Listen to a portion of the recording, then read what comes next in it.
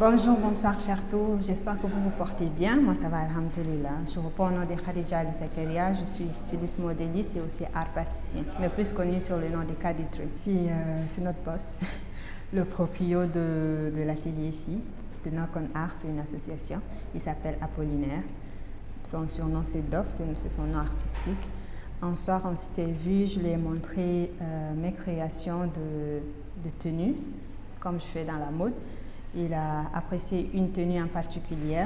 Je les ai faites en bouteille de plastique. Je l'ai fait une robe recyclée en bouteille de plastique. Et il m'avait dit pourquoi pas faire des tableaux avec, ça serait intéressant, ça serait beau, voilà. Et ça entre dans le cadre toujours des artistes. Alors je me suis dit oui, pourquoi pas. Il m'a ouvert ses portes, je le remercie énormément pour ça. Et jusqu'ici, je suis dans sa résidence.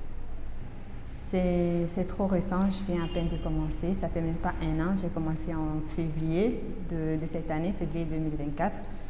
Je ne suis pas encore une professionnelle comme les autres, mais je m'améliore tout doucement.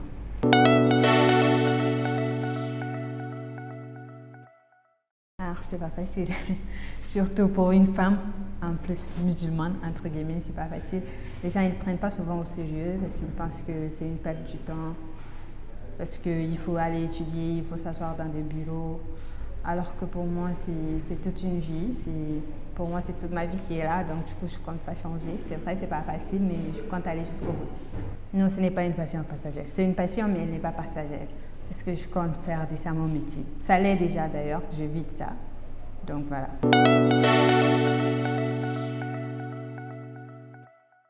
Mon père, il a toujours été là pour moi, il m'a toujours soutenu. Il me dit rarement non. Il m'a dit une fois que quand on fait quelque chose qu'on aime, on finit toujours par réussir. Et lui, il croit en ma réussite. C'est ce qui me motive chaque jour de me réveiller, venir travailler. C'est toujours lui. À part lui, il y a aussi Dof qui m'a ouvert ses portes ici. Sinon, à part eux, il n'y a personne. Il n'y a que ces deux hommes-là à qui je peux dire grand merci.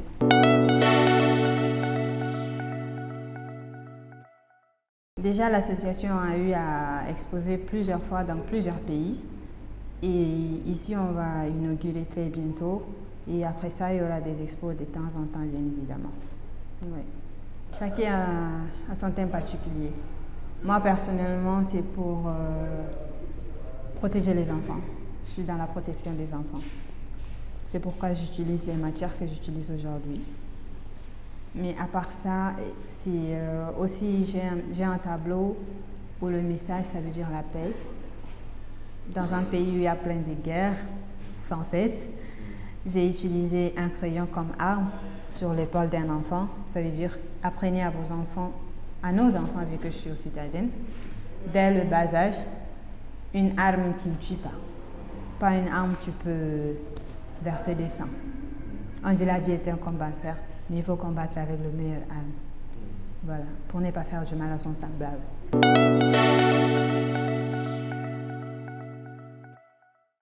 Les projets pour l'instant, il n'y a que pour la résidence ici et aussi pour mon propre atelier de couture. J'essaie d'agrandir au maxi que je peux pour embaucher plus de jeunes, plus de filles, surtout les filles.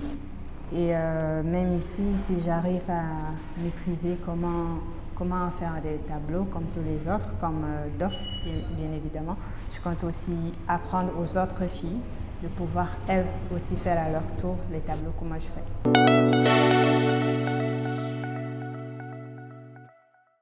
Le projet, c'est pouvoir donner, je ne peux pas dire donner un emploi aux enfants, mais leur aider à subvenir à leurs besoins, que d'aller peut-être parfois voler, mendier. Ils peuvent peut-être m'apporter des bouteilles. En échange, je peux leur produire des tenues, vu que je suis styliste, je connais coudre, je couds des tenues, je leur donne. Je peux leur acheter des chaussures, je peux leur donner de l'argent de poche. Ça leur empêche d'abord d'aller quémander de l'argent et parfois d'aller voler. Voilà. Et surtout les Colombiens, communément appelés comme ça, les Colombiens. Et ils utilisent la même bouteille pour prendre de l'alcool avec. S'ils me donnent et que je leur donne un peu de sous, ils ne sont pas obligés de consommer de l'alcool. Et ça ne va pas se limiter seulement à N'Djamena, j'irai dans des provinces. Il y a plein d'enfants qui marchent sans chaussures. Et actuellement, je n'ai pas les moyens pour offrir cette vie que j'aimerais offrir à tous ces enfants. Mais si jamais je trouve des partenaires, je trouve des personnes de bonne volonté qui arrivent à financer ça, je le ferai.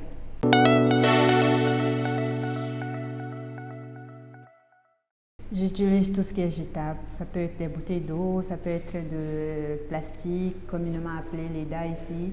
Ça peut être de sacs de mil. Souvent on appelle choual-khala, choual-riz, tout ceci, cela. Donc j'utilise souvent ça.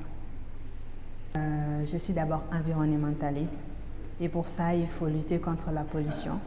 Et on ne peut pas lutter contre la pollution sans ramasser les déchets et leur transformer en quelque chose d'utile.